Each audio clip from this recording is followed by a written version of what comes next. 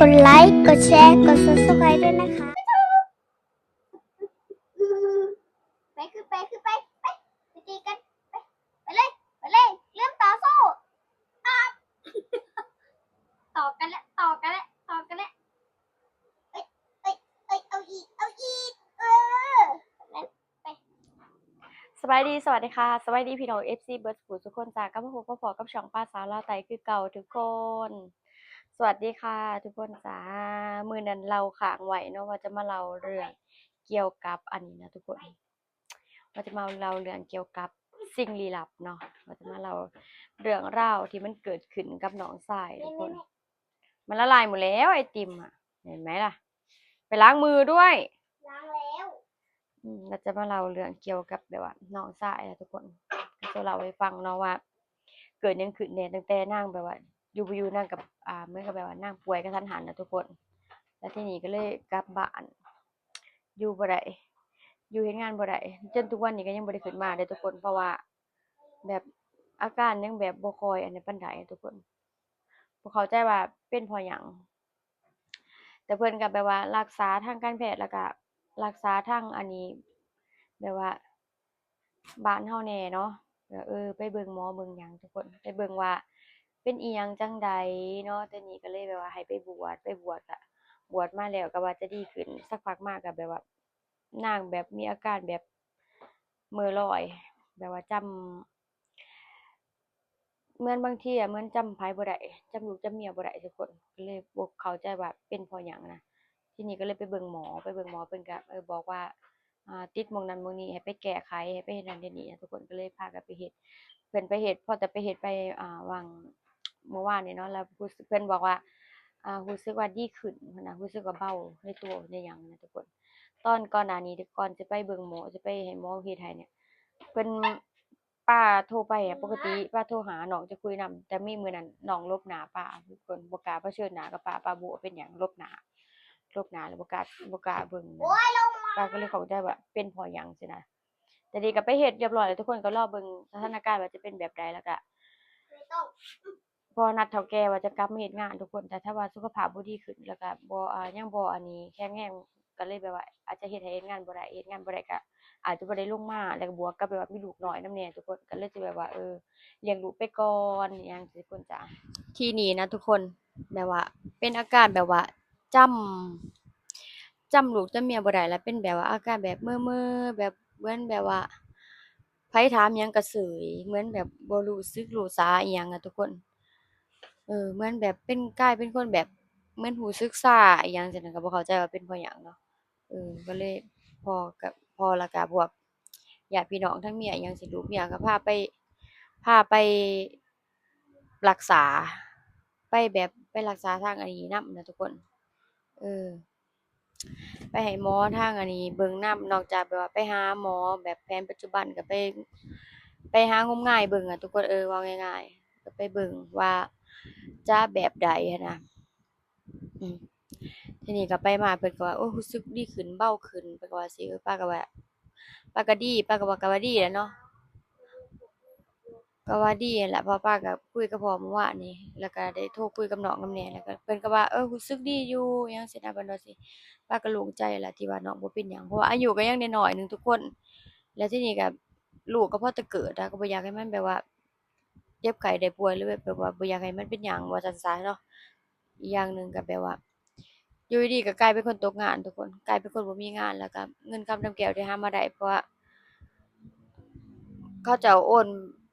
กลับเบิดเนาะโอนกลับบ้านไปหาแบบซื้อของอุปกรณ์มาเฮ็ดบ้านทุกคนก็ตอนนี้ก็บ้านก็ใกล้จะแล้วแล้วทุกคนบ้านก็ใกล้ที่จะแบบว่าก็เหลือหลังคาแล้วก็พวกหน้าต่างวงกบอิหยังซี้ทุกคนก็เหลือนั่นแหละแต่ว่าเขาก็ได้ก่อได้หยังแล้วนะแต่ว่าหลังคาบ่ทันมุงก็ถือว่าได้ประมาณ 60-70%นั่นแหละทุกคนก็บ่ถึงกับว่าจะสำเร็จลุล่วงดอกแต่นี้ก็ลูกก็คลอดลูกแล้วตอนนี้ก็หาเงินเนาะหาเงินก็บ่ได้เพราะว่าคือสิแล้วร่างกายก็บ่ค่อยปกติแล้วนะทุกคนมันบ่ค่อยปกติก็เลยแบบว่าจำเป็นต้องกลับบ้านแล้วก็หยุดงานไปทีนี้ก็เบิ่งว่าสิมีแบบว่าสิหายดีบ่สิได้สามารถกลับมาเฮ็ดงานได้บ่เพราะว่าเพิ่นก็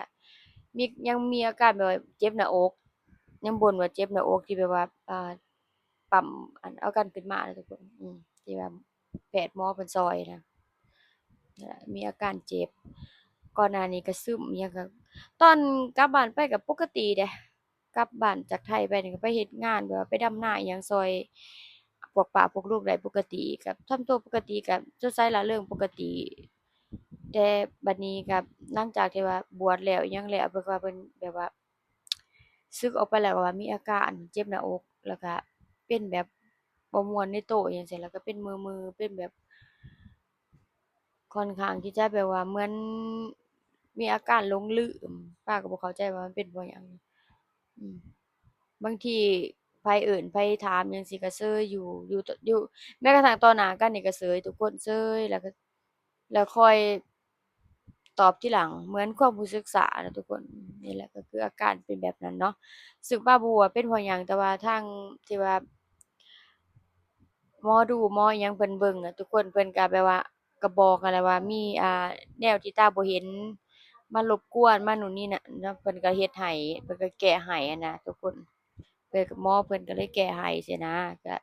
รอเบิ่งว่าจะเป็นแบบใดเนาะก็ภาวนาว่าขอให้หายเนาะมันจะได้แบบว่ากลับมาทำงานหาเงินสร้างบ้านสร้างช่องแล้วก็เลี้ยงลูกไปนะทุกคนเพราะว่าตอนนี้กลับไปอยู่บ้านรายได้ก็เป็นศูนย์เพราะว่าบ่ได้มีหยังก็คือเป็นศูนย์เลยเดะถ้ากลับอยู่บ้านถ้าบ่มีเงินเก็บแบบว่ากลับไปเนี่ยรายได้ก็เป็นศูนย์เพราะว่าบ่ได้เฮ็ดได้สร้างหยังแม่นบ่ล่ะถ้านาเฮ็ดนาก็ต้องรอโนู่นฤดูเก็บเกี่ยวโนู่นเนาะผักมี4ใบก็บ่ได้ปลูกขายบ่ได้ทำการค้าขายทุกคนเงินมันก็จะบ่เข้านะ ก็สงสารน้องอยู่ทุกคนเอ้ยจักสิว่าจั่งใดดอกเพราะว่าจากคนแข็งแรงกลายมาเป็นคนแบบนี้นะทุกคนตอนนี้บ่แน่ใจว่าคลิปป้าจักนาทีแล้วถึง8นาทีหรือยังป้าบ่รู้เนาะแต่ว่าคลิปก่อนหน้านี้ที่ป้าลงอะทุกคนบางคนก็ได้เบิ่งบางคนก็บ่ได้เบิ่งป้าลบออกเด้อทุกคนเด้อเพราะว่าป้ามองแล้วแบบมันเป็นเรื่องอันนี้ส่วนตัวแล้วมันแบบว่าป้าก็ย้านแบบว่า FC แบบว่ามาฟังแล้วก็ยันรู้สึกแย่ทุกคนมันก็ย้านบ่อยากป้าบ่อยากเอาแบบว่าเรื่องลบๆเรื่องบ่ดีมาเว้าสู่ฟังอะทุกคนป้าก็เลยลบออกเนาะเพราะว่ามันก็แบบว่าไผเข้ามาแทนที่จะได้ความบันเทิงก็จะได้ความแบบว่าจะได้ความโศกเศร้าได้ความแบบว่ามองมนได้พลังลบจั่งซี้ป้าก็บ่อยากให้ FC ป้าได้รับเนาะป้าก็เลยว่าลบทิ่มดีกว่าหลายคลิปเลยแหละที่ป้าเคยลบทิ่มเนาะเพราะว่าที่ป้าถ่ายบางคลิปมันก็แบบว่า ความโศกความเศร้าอิหยังป้าก็บ่อยากสิถ่ายลงอะทุกคนป้าก็ทำการลบในคลิปตัวนี้ก็ฝากกดไลค์กดแชร์ฝาก Subscribe ด้วยทุกคนเด้อแล้วก็กดเบิ่งคลิปด้วยเด้อจ้ะทุกคนจ้าจั่งใดก็ฝากพี่น้อง FC สนับสนุนป้าหน่อยเด้อจ้ายอดวิวของทุกๆคนมันสามารถเปลี่ยนรายได้ของป้าได้เนาะเปลี่ยนมาเป็นรายได้ให้ป้าเนาะทุกคนแล้วก็ให้ป้าแบบว่าอาจจะได้ค่าข้าวต้มขนมให้ลูกสาวเนาะทุกคนจ้าจั่งใดก็ฝาก ติดตามรับชมช่องของป้าหน่อยเด้อทุกคนมื้อนี้ขอตัวลาไปก่อนจ้าสวัสดีค่ะไปแล้วจ้าทุกคนไว้พบกันใหม่คลิปหน้าจ้าเพิ่งไปรับน้องที่นากลับมาทุกคนจ้าฝนตกไปแวะเซเว่นไปแวะเซเว่นเนาะไปแวะหลบฝนอยู่เซเว่นก็ได้ไอติมมาแท่งหนึ่งตอนนี้ก็ปล่อยๆจังซี่แหละฝนแบบนี้แหละเฮ็ดให้เป็นหวัดดีคักแล้วป้าก็เปียกมาเรียบร้อยเปียกหัวมาเรียบร้อยก็เปียกปุ๊บก็มีอาการแล้วเดี๋ยวนี้ก็จามแล้วเดี๋ยวนี้